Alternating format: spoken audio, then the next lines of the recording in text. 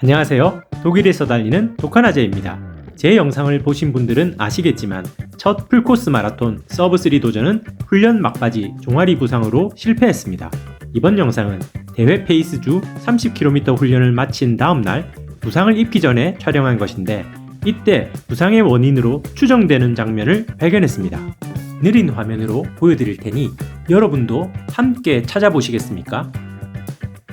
이제서야 이 부분을 말씀드리는 이유는 제가 발견한 그 부상의 원인을 피하여 대회에 참가했을 때 같은 통증이 재발했다면 제 추측이 틀린 것이기 때문입니다. 다행히 2주간 회복 후 종아리 통증은 완전히 사라졌고 대회에서 그 문제점을 피해 달린 결과 통증 없이 마라톤 풀코스를 완주할 수 있었고 지금까지도 같은 부위의 통증은 재발하지 않았습니다. 이제는 제가 발견한 부상의 원인과 어떻게 교정하여 통증 없이 달릴 수 있었는지 말씀드릴 수 있을 것 같습니다. 오늘 말씀드릴 내용은 저의 개인적인 경험에 바탕을 둔 것이므로 참고만 해주시면 감사하겠습니다. 자, 여러분도 찾으셨나요?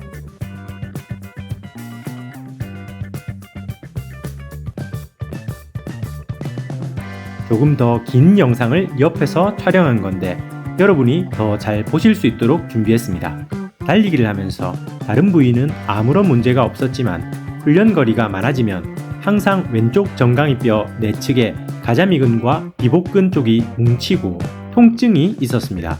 그래서 수시로 스트레칭을 하고 달리고 나서 얼음 마사지를 통해 관리를 하는데 뒤꿈치 들기 같은 보강 운동도 도움이 되었습니다. 이번 마라톤 준비 과정에서도 훈련 강도가 올라가면서 같은 부위에 통증이 생겼는데 이는 단순히 훈련 부하 때문만이 아니라 발 착지 방법에 문제가 있다는 점을 이번 영상에서 확인할 수 있었습니다. 이제 같은 영상을 느린 화면으로 다시 보여드리겠습니다. 먼저 우리가 부상을 입는 원인에 대해 설명드리자면 특정 부위에 집중적으로 부하가 쌓이면 그 부위가 결국 그 피로를 이겨내지 못하고 염증이나 통증이 생겨 부상으로 이어지게 됩니다. 즉, 한 부위에 과도한 피로가 지속적으로 쌓이는 것이 부상의 주요 원인입니다. 지금 여러분도 직접 확인해 보실 수 있는데 앉은 상태든 서 있는 상태든 발등을 위로 또는 발가락을 위로 들어보세요. 이때 정강이 주변이 딱딱해지고 근육이 긴장하는 것을 느낄 수 있을 겁니다. 발등과 발가락을 위로 들 때 정강이뼈 앞의 근육인 정경골근이 굳어지면서 종아리와 그 주변 근육들이 모두 긴장합니다. 달리기 자세에서 특히 착지할 때 발목이 이런 각도로 좁아져서 지면에 닿으면 정강이뼈와 종아리 근육에 계속해서 피로가 누적됩니다. 예를 들어 케이던스 180으로 달린다면 1분에 한 발이 90번 지면에 닿는 것이고 1시간 동안 그렇게 달린다면 약 5,400번 발이 지면에 닿습니다. 그 많은 횟수 동안 정강이뼈와 종아리 근육이 긴장된 상태로 반복적으로 지면으로부터 충격을 받으면 결국 피로가 쌓이고 통증과 부상으로 이어질 수밖에 없습니다. 이것이 부상의 원인입니다. 제가 앞서 말씀드렸듯이 2년 동안 오른쪽 다리는 전혀 통증이 없었고 유독 왼쪽 종아리에서만 부상이 발생했습니다. 이제 영상을 보시면서 오른발과 왼발의 차이를 확인해 보세요. 특히 제 발끝, 신발 코가 들리는 부분을 눈여겨보시고 신발 코와 발목 사이의 각도 차이를 오른쪽과 왼쪽을 비교해 보시면 부상이 발생하는 원인에 대해 더 명확하게 이해하실 수 있을 겁니다.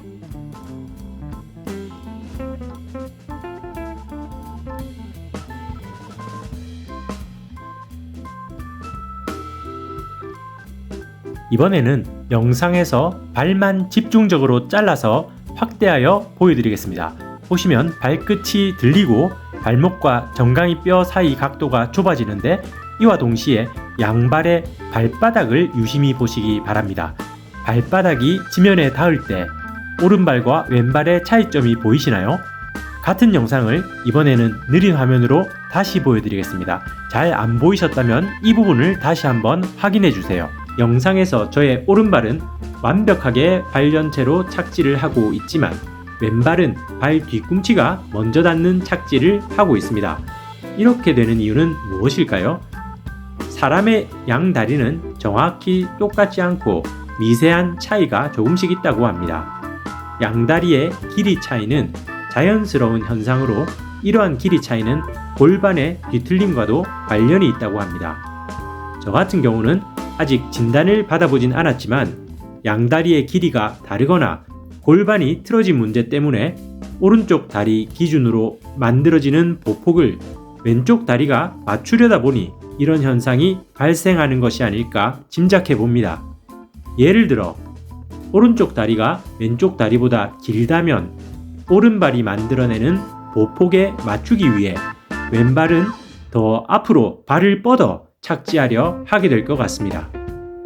이 과정에서 발 뒤꿈치가 먼저 닿게 되겠죠. 다만 이러한 부분은 전문가의 정확한 진단과 적절한 처방이 필요하므로 섣불리 결론을 내리기보다는 전문의나 물리치료사와 상담하여 개인의 상황에 맞는 진단을 받는 것이 중요합니다.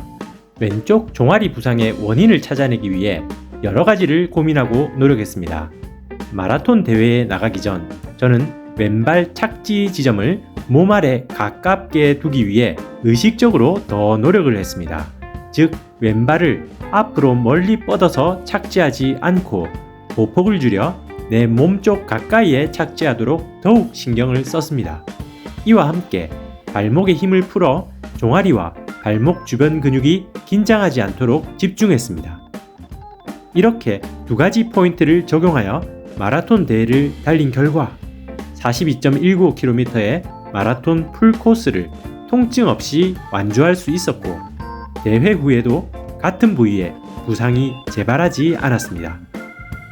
제 영상에서 발견한 문제를 스스로 찾아 해결하고 교정하는 과정을 통해 마라톤 대회를 부상 없이 성공적으로 마칠 수 있었습니다. 이 모든 걸 마라톤 대회에서 증명해냈기 때문에 이제는 여러분께 말씀드릴 수 있다고 생각합니다. 이러한 경험을 유튜브에 공유하게 된 이유는 제 이야기가 누군가에게 도움이 되길 바라는 마음에서입니다. 제가 이야기하는 것이 틀렸을 수도 있지만 누군가에게는 유용한 정보가 될 수도 있습니다. 주법에 관한 논쟁은 여전히 많은데 미드풋과 힐풋 각각의 장단점이 있습니다. 하지만 제가 생각하기에 가장 중요한 건 자신의 몸에 맞는 주법을 선택하여 부상 없이 달리기를 지속하는 것입니다. 저의 이 경험이 여러분에게 도움이 되었으면 좋겠습니다. 구독 한번 눌러주세요.